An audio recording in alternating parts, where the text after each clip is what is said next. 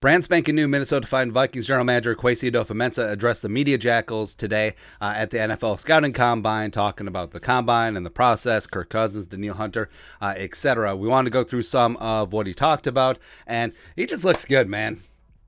I think the Vikings got the right one. And also Ryan Poles' press conference. Oh, boy.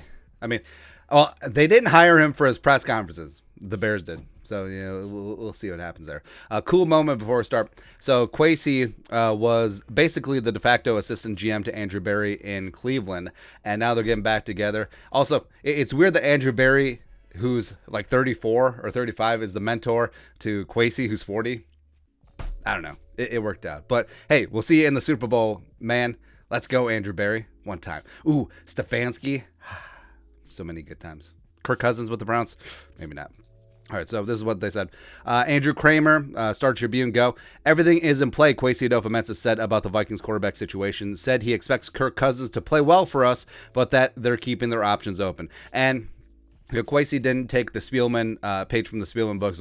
We have no intention of trading Percy Harvin at this time. We fully expect Stephon Diggs to be a Viking this year, blah, blah, blah. So I think that he is actually being truthful, because I do think that all options are on the table with Kirk. A possible extension, a possible restructuring of the contract, adding void years, spreading out that cap hit, maybe even a trade. So it's still the biggest question mark of the Vikings, what's going to happen this offseason. Now, I do think that Kwesi and Kevin O'Connell are earnest in their praise for Kirk Cousins, but it is a business, and if they get an offer they literally cannot refuse, it's going to be a tough day. We'll get to this Danielle one in a sec, because there's more Kirk Cousins here.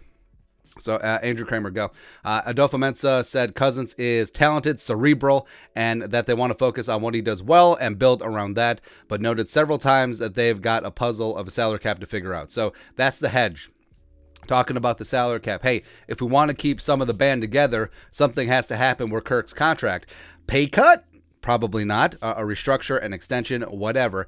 And we've said this a bunch. You can win a Super Bowl with Kirk Cousins. You just have to build around him. And Kirk has shown flashes of brilliance, even greatness at times. NFC Offensive Player of the Week and the month at times over the last couple years. So Kirk can really get things going, and if Kevin O'Connell can fully cater the offense to him, and it's not as herky-jerky as it was last year with Kubiak and Zimmer, I think that the Vikings could have a stew going. Namely, how about we get the ball to friggin' Justin Jefferson 20 times a game, huh? Yeah, how about that?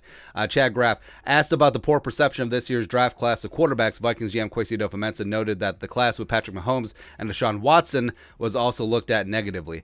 A little bit of revisionist history. It certainly wasn't as negative as this class, even though I think that there are going to be some solid players in this class.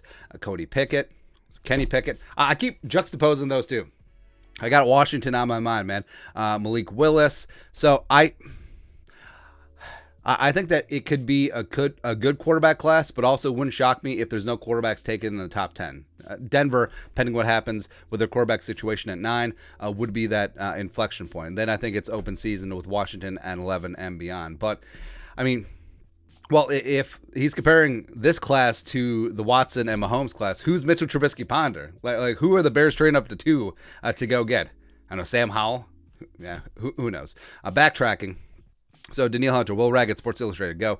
Kwesi says Danielle Hunter was one of the first people he spoke to. He's somebody we want to work with going forward. And we've said a bunch that the Vikings will be stupid to move on from Danielle, because even with that rooster bonus, $18 million on the 5th day of the new league year, more of a S or get off the pot decision point for the Vikings, you got to keep him. You got to keep him. I said if Danielle had neck issues last year after missing the entire 2020 season, then okay, it's time to move on. But the fact that he had a pec injury, which again could have happened to anyone, it doesn't necessarily mean that he's injury prone. He's been an Iron Man the rest of his career, and the fact that his neck is completely good to go, pay the man. Pay the man. And you saw in the games that he did play last year, he's still an elite force on the edge, and we've outlined before that Kwesi was in San Francisco when they drafted Bosa. He was in Cleveland when he saw what Myles Garrett can do. So having an absolute force disruption on the edge who can rush the passer and set the edge against the run, you got to have a guy like that. You do, especially since he's brand spanking in his freaking prime, man, at 27. Gee golly whiz. Pagarla.